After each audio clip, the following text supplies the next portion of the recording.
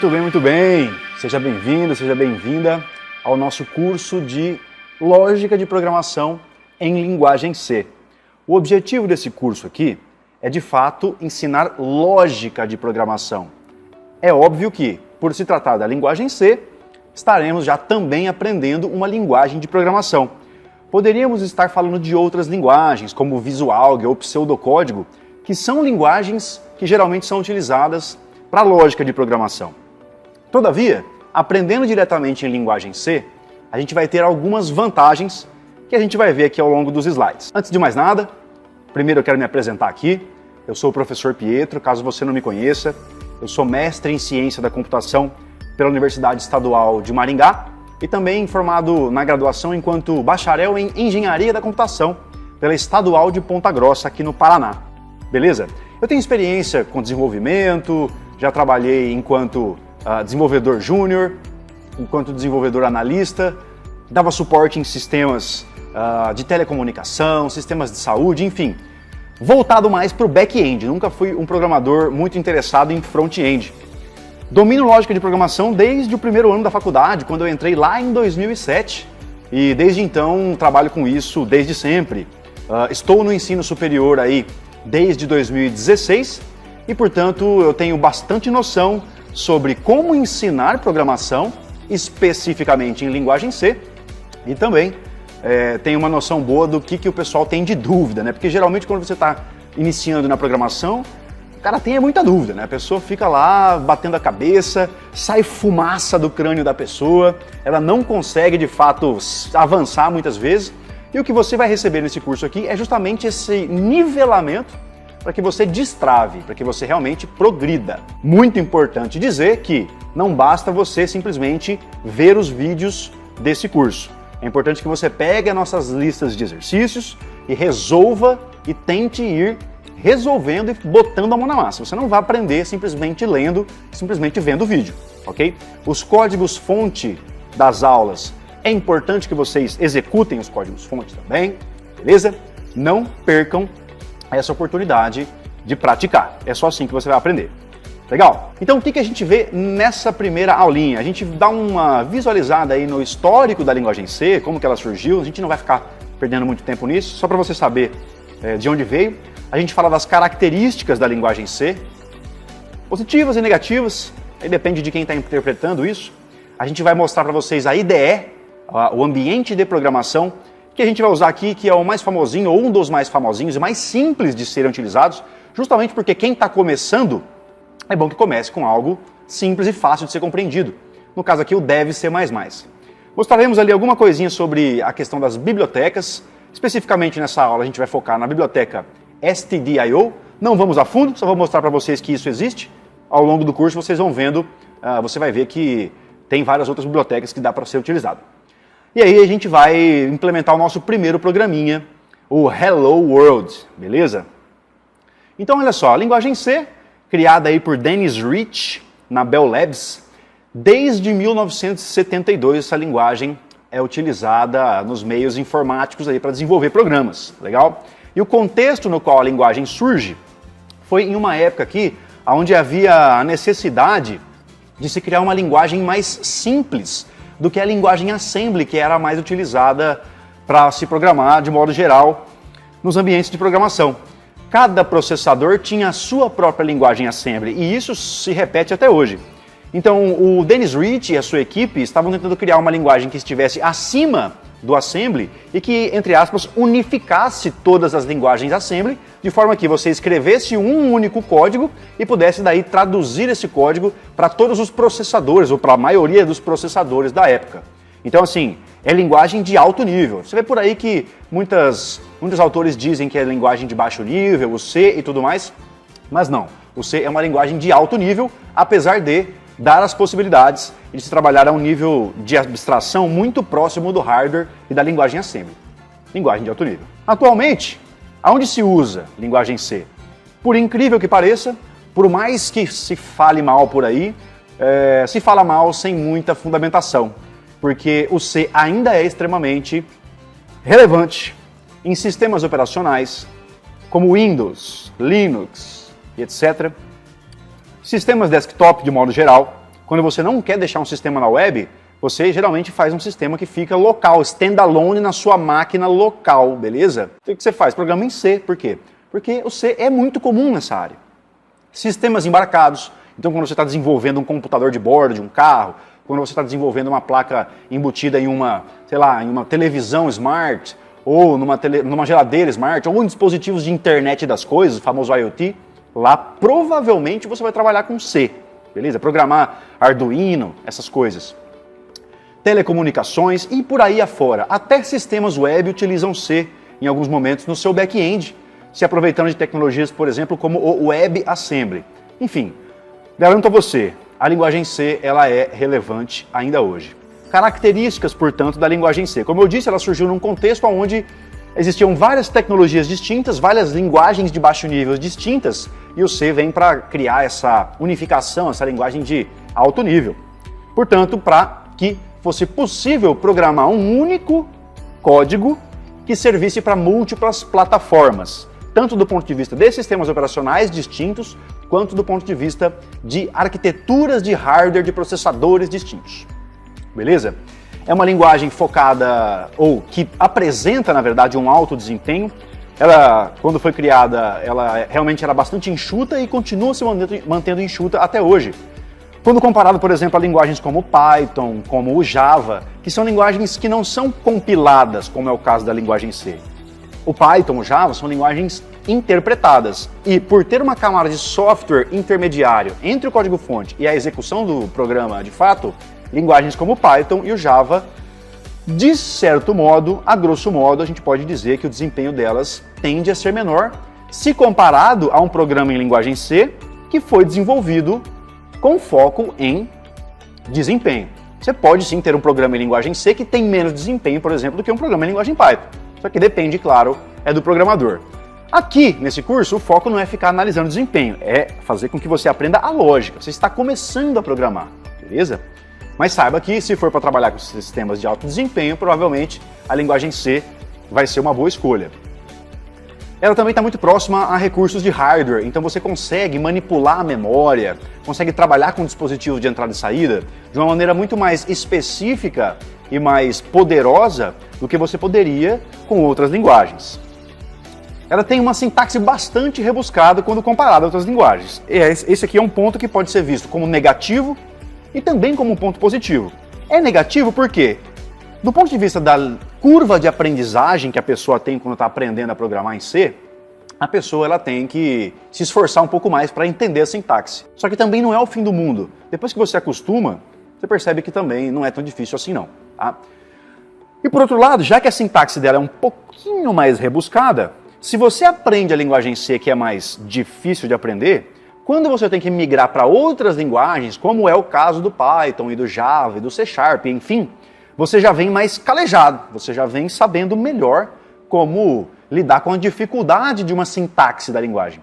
Por sintaxe de linguagem, entenda o quê? São as regras de pontuação, aonde você coloca parênteses, aonde você bota ponto e vírgula, aonde você bota a chave, de que forma você escreve o código segundo as regras da linguagem. Isso é a sintaxe. Se você foca, portanto, no C, para migrar de linguagem vai ser muito mais simples. Quando você vem de uma linguagem mais simples e tenta vir para o C, você talvez tenha muito mais dificuldade do que você teria quando você vem do C direto para outra linguagem, beleza? É uma linguagem, como eu disse a você, que é relevante há décadas. Então, se você pesquisar hoje por linguagem C, você vai ver que existem vagas em aberto, você vai ver que se paga muito bem, quando comparado principalmente a salários nacionais. Se você consegue uma vaga internacional, você está muito bem, obrigado, tá? E é uma linguagem que se mantém relevante. Passa ano, sai ano, entra ano, tá lá a linguagem C nas top 10, top 20 linguagens mais procuradas pelo mercado. Não é uma linguagem muito voltada para sistemas web, sistemas mobile, o que não impede que ela seja usada nesses sistemas. Por que não é muito utilizada? Justamente porque existem outros frameworks, outras linguagens que surgiram com o intuito de ser específicas para web e mobile. Então fica mais fácil realmente de você aproveitar os recursos dessas linguagens. Todavia, o C está em constante evolução e nada impede que daqui a pouco algumas bibliotecas e algumas outras funcionalidades do C ganhem maturidade suficiente para que ele domine até uma parte do mercado web. Não acho que isso seja muito provável, porque o C é muito bom em sistemas standalone, muito bom em sistemas embarcados. Então talvez a gente não veja muito realmente o C em web e mobile. Mas a lógica de programação que você vai aprender nesse curso, independente da linguagem C, essa sim é imprescindível para qualquer tipo de sistema, desktop, web ou mobile. Já que o foco aqui é lógica de programação, e você está aprendendo lógica de programação em linguagem C, então, de novo, você vai ter depois mais facilidade para migrar para outras linguagens, beleza? A linguagem C, estritamente falando, ela não dá suporte à orientação a objetos, que é um paradigma de programação um pouco mais avançado. A linguagem C++, que é baseada na linguagem C, essa sim dá orientação a objetos. Então, a gente não vai focar em orientação a objetos aqui, é lógica de programação estrita, beleza? Muito bem.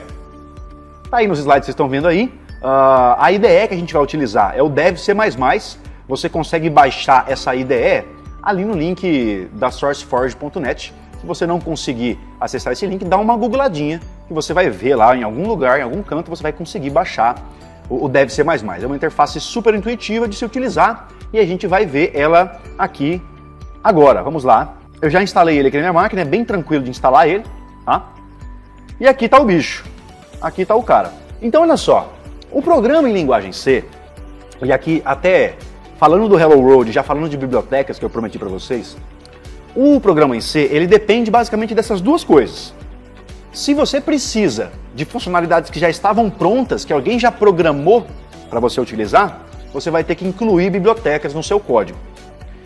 E também, todo programa em linguagem C fica dentro do que a gente chama de main. A função main, o corpo principal do seu código, do seu programa, do seu algoritmo. Ele fica na função main. Então vamos lá, vamos para a prática. Olha só. Depois que você tiver baixado o seu dev, se você não fez isso ainda, para o vídeo, baixa, instala e depois você volta para cá. Não continua o vídeo se você não tiver o dev ainda, beleza? Com o dev instalado, a gente vai então incluir as bibliotecas. Nesse caso aqui, eu vou incluir a biblioteca stdio.h. E aqui eu faço uma ressalva, eu chamo a sua atenção, beleza? Para o seguinte, a biblioteca stdio, ela vai estar provavelmente em todos os seus programas. Por quê? Porque ela é a biblioteca que permite que a gente invoque funcionalidades e comandos que são utilizados para que o usuário entenda o que está acontecendo com o programa. Você vai ver que os nossos programas aqui, eles não têm botões, eles não têm interface gráfica, não tem telinha bonitinha, nada. Aqui o programa ele é seco e ele só executa na interface de comandos de texto. Você lembra lá do MS-DOS, do Windows, ou quem é do Linux, tem os terminais Shell, beleza? É aquela telinha preta com texto. Os nossos programas vão ser basicamente isso aqui, não se decepcione com isso. A gente precisa partir do mais simples para depois entender o que é o mais complicado, como, por exemplo, as interfaces gráficas, os botõezinhos, as caixinhas de texto. Mas antes de chegar lá, a gente vai ficar na lógica com a telinha preta. E a telinha preta, ela é justamente o lugar onde o usuário se comunica com a máquina, beleza? Então, na telinha preta, o usuário vê mensagens. Na telinha preta, o usuário digita alguma coisa e dá Enter no teclado. Para que o usuário consiga ler mensagens nos nossos programas e para que ele consiga ver o texto que ele está inserindo e inserir dados via teclado, ele vai precisar fazer operações de entrada e saída. A gente vai ter uma aula ou duas aulas específicas só sobre isso.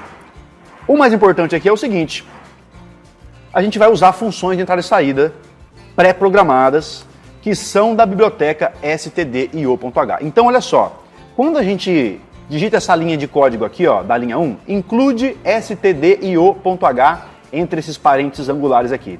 Nós estamos informando ao programa que nós vamos aproveitar dessa biblioteca, isso aqui na verdade no fundo é um programa que já programaram, já está pronto para nós simplesmente utilizarmos sem problema aqui, ok? A gente vai simplesmente aproveitar o que já está pronto. Então quando eu coloco isso aqui, eu estou dizendo para a máquina, estou dizendo para o programa, olha, vamos usar isso que já está pronto, ok? E aí, indo adiante, nós vamos para a função main. Então, é assim que a gente digita a função main, é assim que a gente escreve, determina o corpo principal do algoritmo, que é int main, main, abre parênteses, fecha parênteses, abre chaves e fecha chaves. Esse abre e fecha parênteses aqui é obrigatório. Depois, no futuro, a gente vai aprender o que vai dentro desses parênteses. Por enquanto, a gente não precisa se preocupar com o que vai aqui dentro. Agora, as chavezinhas aqui é importante saber que tudo que estiver entre as chaves, ou seja, todo o código que eu digitar aqui dentro, ó, vou até escrever aqui, ó, código. Tudo que tiver entre as chaves vai ser executado pela máquina. E só o que estiver entre as chaves vai ser executado pela máquina. Se eu não colocar instruções, comandos aqui dentro, nada é executado pela máquina. Beleza? E a gente vai, portanto, usar agora uma operação, uma função de entrada e saída que já está pronta dentro da stdio no nosso programa. Então, por que eu incluí essa biblioteca? Para poder usar essa função printf aqui, ó. Em inglês, o que significa print? Print é imprimir. Ok? Então, o printf da linguagem C, ele é uma função que já está pré-programada dentro da biblioteca stdio, que vai mostrar uma mensagem para o usuário lá na nossa telinha preta, lá no nosso programa. Nós faremos, portanto, uma operação de saída de dados. Legal? Então, o printf, dentro dos parênteses do printf, eu abro aspas duplas e fecho aspas duplas, e aqui dentro eu coloco o texto que eu quero imprimir na tela. Eu quero imprimir na tela a mensagem Olá Mundo em inglês, Hello World. Esse aqui é o programinha mais comum, esse é o programinha que todo iniciante ele acaba fazendo na sua primeira vez que está programando. Então assim, recomendo nesse momento que você copie esse código aqui e tente executar. Mas eu vou fazer isso aqui para você ver, olha só. Então tudo que está dentro das aspas duplas vai ser impresso na tela. Para que o meu programa seja executado, eu preciso salvar o arquivo fonte, olha só. Tá? No começo do vídeo aqui, o que eu fiz, gente? Olha, eu tinha clicado aqui em New, você pode clicar também ou em New Source File, ou pelo seu teclado, teclar as teclas ali Ctrl N, e aí ele vai abrir o novo código fonte. A gente escreveu o nosso código fonte aqui, ele foi aberto com o título de Untitled One aqui, tá até com um asterisco mostrando que esse arquivo ainda não foi salvo. Então eu vou tentar salvar ele antes aqui. Se eu não salvar, eu não consigo executar. Então eu vou salvar esse texto, esse arquivo fonte.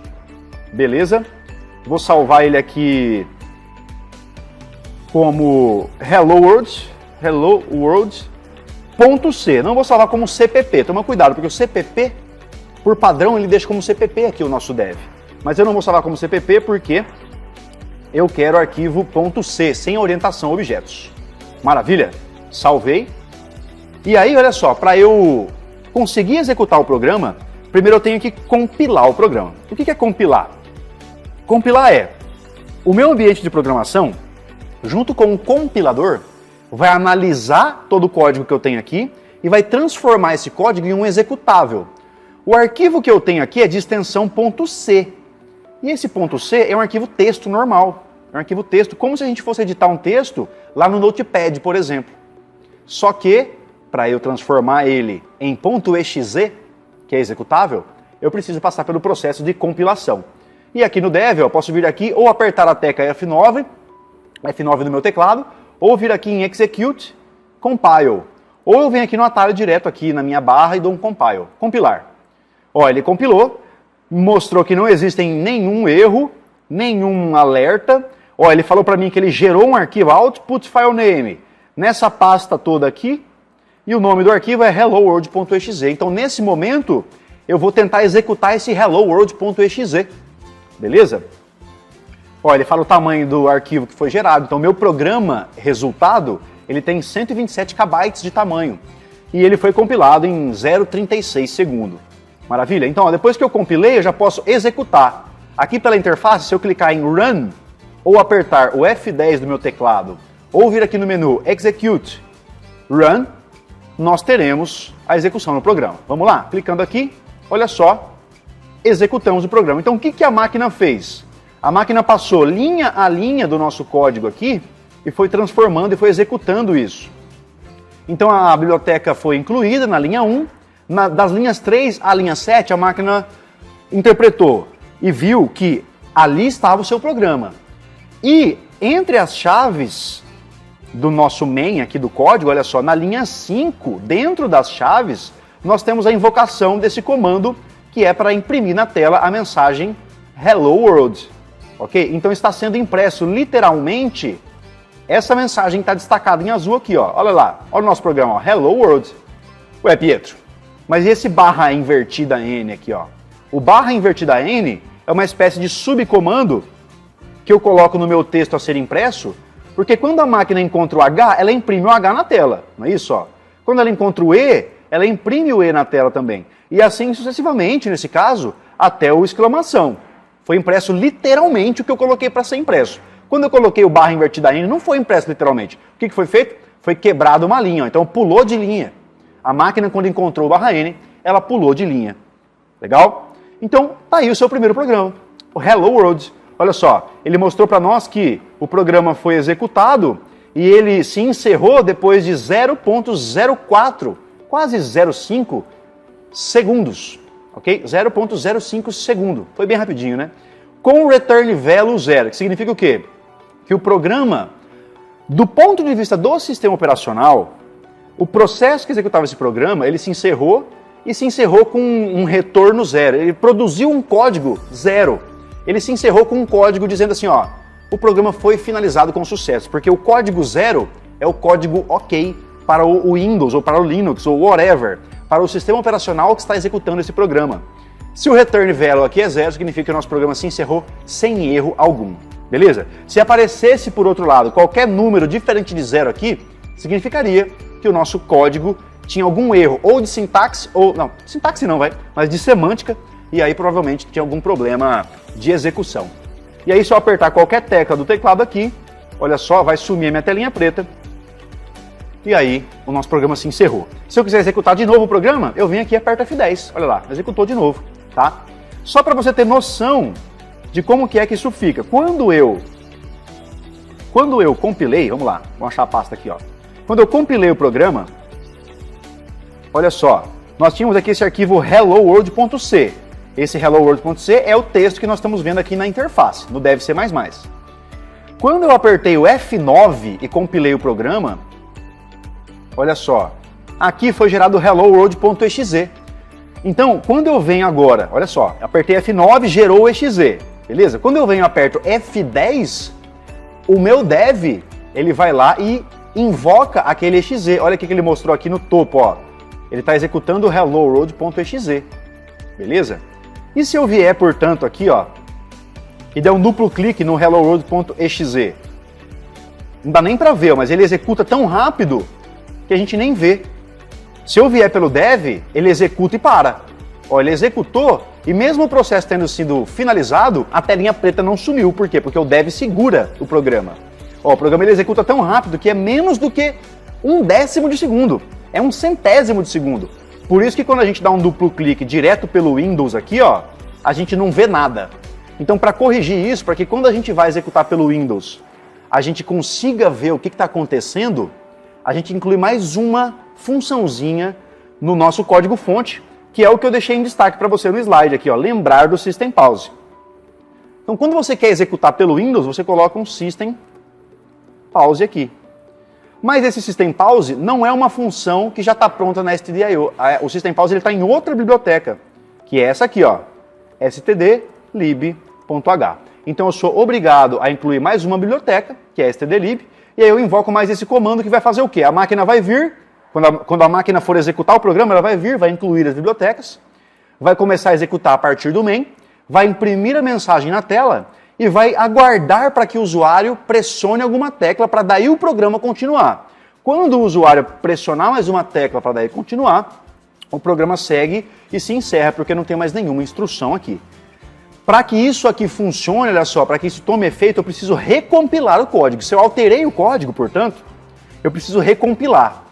Mais uma coisa que eu vou chamar a tua atenção aqui, que a galera sempre faz quando está começando. A galera vai, programa, compila, executa, e depois de um tempo, a pessoa vai lá e altera o código, mas esquece de recompilar e executa o programa anterior. Se eu não clicar em compilar aqui de novo, olha, mesmo que eu tenha alterado o texto, se eu clicar direto em executar, ele não faz o que eu preciso. Então eu preciso, de fato, compilar. Compilei sem erro aqui, beleza. E olha só, quando eu executo, agora sim, ó, ele imprime Hello World, ou seja, ele executou a linha de código 6, e aí ele ficou parado na linha de código 8, olha só, pressione alguma tecla para continuar. Essa mensagem aqui, ela vem do System Pause, beleza? Vem do System Pause. Se eu vier aqui, portanto, e pressionar uma tecla, ó, aí ele encerra o processo, e aí a gente pode finalizar de fato pelo Windows, beleza? Pela IDE não faz tanto sentido, porque antes de eu usar o System Pause, ele já parava e eu já conseguia ver a mensagem Hello World. Só que agora olha a diferença, quando eu venho pelo Windows, ele não executa o programa rapidinho e já encerra. Olha o que ele faz, quando eu venho pelo Windows, deixa eu aumentar aqui para você o tamanho da mensagem, mas ó, pelo Windows, ele mostra agora Hello World e fica esperando eu pressionar uma tecla antes de se encerrar. Se eu apertar uma tecla aqui, ó, aí o programa se encerra. Beleza? Eu não tenho mais aquela mensagem que pisca a tela, o pretinho e já some. Não, agora, ó, pelo Windows eu consigo ter um pouco mais de controle do que está acontecendo no meu programa. E aí, antes da gente finalizar essa aula aqui, eu vou mostrar para vocês a questão do erro. Olha só, apaguei o ponto e vírgula. Uma coisa muito importante na linguagem C é que a ampla maioria dos comandos, quase a sua totalidade, se encerra com um ponto e vírgula no final. Então é muito comum, e esse erro também vale a pena você anotar. A gente já falou de 3 erros aqui, hein? Chamei a atenção de 2 coisas e agora estou chamando a sua atenção para uma terceira, que é o ponto e vírgula. Rapaz, isso aqui é piada na internet, hein? O que tem de meme que o nego faz disso aqui é muito bom, porque a galera sempre esquece o bendito do ponto e vírgula. E aí, olha só, tem gente que já programa há 10, 12 anos, inclusive o seu professor, que esquece ponto e vírgula de vez em quando. E é normalíssimo. Agora, qual que é o problema? Quando você não tem a experiência ainda de entender que você pode ter esquecido um ponto e vírgula. Ou você está com a confiança muito elevada, esse ponto e vírgula eu não esqueci não, nem vou olhar isso. O que acontece? Ó, se eu esqueci um ponto e vírgula, eu tento compilar o código, olha só. Olha, ele deixa uma linha vermelha horrorosa ali, que já indica que tem alguma coisa de errado, e ele mostra aqui, ó, na lista de erros, que tem um erro. Ele mostra, olha só, na função main, ou seja, está dentro do main, está entre as chaves o erro, provavelmente. Ele fala ali, ó, expected ponto e vírgula before fecha chaves token. Expected ponto e vírgula before fecha chaves token. Então ele está falando que antes desse fecha chave aqui, ó, da linha 10, está faltando um ponto e vírgula. E aonde que é o antes? O antes é 2 linhas antes. Então toma cuidado com o erro do ponto e vírgula, porque muitas vezes, se eu clicar 2 vezes no erro, ele tenta mostrar onde é que está o erro. Cliquei 2 vezes, tentou mostrar onde é que está o erro. Só que ele está deixando destacada a linha 10. Só que o erro, na verdade, está na linha 8. Ó. Se eu vier aqui corrigir e compilar, ó, ele não acusa mais erro. Então, muito cuidado com o erro do ponto e vírgula, porque ele mostra a linha imediatamente posterior aonde o erro está ocorrendo. Beleza? Ó, se eu apagar de novo, agora eu vou apagar o ponto e vírgula aqui da linha 6. Ó. Beleza? Vamos lá. Se eu tentar compilar, ó, agora ele mostra que o erro está na linha 8. E aí o iniciante ele fica olhando, cara, mas não tem erro nenhum na linha 8, pelo amor de Deus, estou surtando. Experimenta olhar na linha imediatamente anterior, olha só, ele está falando que não é, ele está deixando claro que é na linha 8, mas ele diz no texto que é imediatamente antes da linha 8. Agora ele fala assim, ó, expected ponto e vírgula before system. Ó, o system está aqui. Antes do system, o que que tem? Antes do system tem espaço branco, isso que não interessa para nós, o que interessa é que antes do system tinha o printf. E aí, se eu colocar ali o ponto e vírgula, a gente resolve. Legal? Dando sequência aqui, portanto, o que falamos na aula de hoje, demos um breve histórico. Aí, na linguagem C, colocamos algumas características que você pode interpretar como positiva ou como negativa, enfim, para mim isso é só uma questão de ponto de vista. Na linguagem C, mostramos a interface de desenvolvimento aqui, a IDE, e as bibliotecas, no caso aqui falamos da stdio e da stdlib. E aí mostramos o programinha Hello World. No próximo vídeo, você vai ter contato aqui então com a estrutura sequencial e com o fato de como debugar um programa em linguagem C para achar os erros e assim conseguir destravar e ir para frente na sua programação, na sua prática e na sua lógica de desenvolvimento de algoritmos. A gente se vê no próximo vídeo. Até mais!